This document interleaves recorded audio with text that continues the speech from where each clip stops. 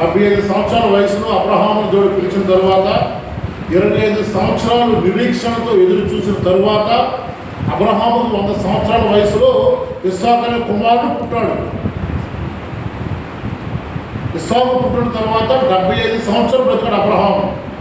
So టోటల్గా అబ్రహాము వయసు 175 సంవత్సరాలు. ఓకేనమ్మా, రైట్ వచ్చిందా? రైట్. సో 175 సంవత్సరాలు బ్రతికిన తర్వాత అబ్రహాము మంచి ముసలితనము, ఇది మనం జ్ఞాపకం చేసుకోవాలి. మంచి ముసలితనములో ప్రాణము విడిచి తన పితరుల యొద్దకు చేర్చబడెను. ప్రియమైన దేవుడులారా, ప్రతి విశ్వాసి జీవితంలో, ప్రతి క్రైస్తవుని జీవితంలో, లేదంటే ప్రతి మనిషి జీవితంలో ప్రాముఖ్యమైన సంగతి ఏదేమంటే ఇది మాత్రమే ప్రాముఖ్యమైన సంగతి. ఒక విషయాన్ని జ్ఞాపకం చేసుకోండి. పుట్టడంలో ఎట్లాగైనా పుడతాం. హాస్పిటల్లో పుట్టవచ్చు, ఇంటికాడ పుట్టవచ్చు, సులువుగా రావచ్చు, ఆపరేషన్ అవ్వచ్చు, ఇంకోటి అవ్వచ్చు. ఎలాగైనా పుడతాం. అంటే ఒకటి పుట్టుక మన చేతిలో లేదు, మరణము మన చేతిలో లేదు. కానీ జాగ్రత్తగా ఉండండి. అబ్రహాము పుట్టుకని మనకు తెలియదు, కానీ ఆయన మరణం మనకు మంచి మెసేజ్ ఇస్తుంది. ఆ మెసేజ్ రాత్రికాల సమయంలో మనం జ్ఞాపకం చేసుకోవాలి. ఆ మెసేజ్ ప్రకారంగా ఎనగలను మనము ముందు కొనసాగింపు చేయాలి. 175 సంవత్సరాలు మంచి ముసలితనంలో అబ్రహాము మరణించాడు. ఈ 175 సంవత్సరాల్లో అబ్రహాము చూడని ఒడిదుడుకులు లేవు, కరువు కాటకాలు లేవు, ఇబ్బందులు లేవు, ఇవన్నీ కూడా అబ్రహాము జీవితంలో. అబ్రహాము విశ్వాసం తండ్రి కాదనట్లే, చాలా నమ్మకస్తుడు. అబ్రహాము స్నేహితుడు అంటాడు. అబ్రహాముతో దేవుడు ముఖాముఖిగా మాట్లాడే లోతు విషయంలో చాలా సంగతులు ఉన్నాయి. కానీ అబ్రహాము జీవితంలో చాలా శోధనలు ఉన్నాయి, చాలా వేదనలు ఉన్నాయి, కరువులు ఉన్నాయి, ఇబ్బందులు ఉన్నాయి, ఇరుకులు ఉన్నాయి, చాలా టెంప్టేషన్స్ ఉన్నాయి.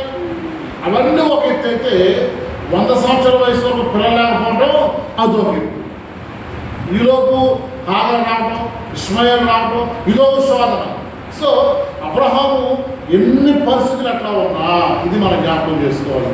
అబ్రహాము జీవితంలో ఎన్ని శోధనలు వచ్చినా, ఎన్ని వేదనలు వచ్చినా, పరిస్థితులు తారుమారైపోయినప్పటికి కూడా విశ్వాసాన్ని విడిచిపెట్టినవాడు కాదు అబ్రహాము. శారా విషయంలో కూడా అభివృద్ధి దగ్గర ఒక శోధన ఎదురైంది.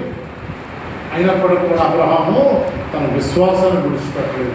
ఈ రాత్రికాల సమయంలో ముఖ్య తాతయ్య గారి గురించి మనం జ్ఞాపకం చేసుకుంటే, తన ఓపిక ఉన్నంత వరకు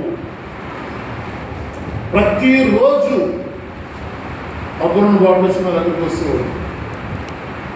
నేను ప్రార్థన చేస్తే నాకు నమ్మకం అంతే.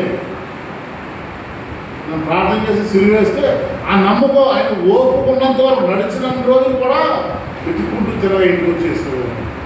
ఆయన విశ్వాసం నిజంగా మొదలు కూడా వేసుకునేవారు కాదు. సో అంతటి విశ్వాసం పడుకుంటున్న బిడ్డల పరిస్థితి ఏంటి? వాళ్ళ మీ తండ్రి అంత మంచి జీవితం జీవించాడు కదా, అంత నమ్మకమైన జీవితం జీవించాడు కదా, అంత విశ్వాసంగా జీవించాడు కదా, ఆయన పడుకుంటున్న మీ పరిస్థితి ఏంటి? వాళ్ళ 3 సంవత్సరాలు అయిపోయింది ఆయన చనిపోయి, ప్రార్థన గుడి పెట్టించారు. ఓకే, వెరీ గుడ్, నేనేం తప్పేం అనట్లే. ఆయన జ్ఞాపకం చేసుకోవాలి. మన కన్న తండ్రి మనకు ఆస్తులు ఇచ్చాడు, సమస్తం ఇచ్చాడు. ఇవేమి తప్పు కాదు. ఏది తప్పు అంటే ఆయన నడిచిన మార్గంలో నడవకపోవడమే తప్పు. జక్కులు రామారావు గారు మా తండ్రి, ఓకే, వెరీ గుడ్, ఆయన బాప్తిజం తీసుకున్నాడు, నిప్పుడా జీవించాడు, చివరి వరకు నమ్మకం అన్నాడు. మరి మీరు చూసారు ఆ విషయాలు, కుమారులుగా, కుమార్తెలుగా, కోడళ్ళుగా, మనవరాళ్ళుగా ఇవన్నీ తెలుసు మీకు. మరి మీ సంగతి ఏంటేవాడు, మీ పరిస్థితి ఏంటేవాడు? ఆయనే కాదు, మన పితరులు చాలా మంది చనిపోయారు. మన పితరులందరూ కూడా చాలా యథార్థంగా జీవించారు. సో మరి వాళ్ళని కూడా మన పరిస్థితి ఏంటేవాడు, మన యథార్థత సంగతి ఏంటి, మన నడవడిక సంగతి ఏంటి, మనం అట్లా జీవిస్తున్నాం. ప్రియమైన దేవుడా, విశ్వాసులకు తండ్రి అబ్రహాముని దేవుడు ఎప్పుడో ఏర్పాటు చేశాడు. ఆ ఆ విశ్వాసాన్ని 175 సంవత్సరాలు అబ్రహాము కాపాడుకున్నాడు. చూడండి, అక్కడ కాపాడుకోవడమే కాకుండా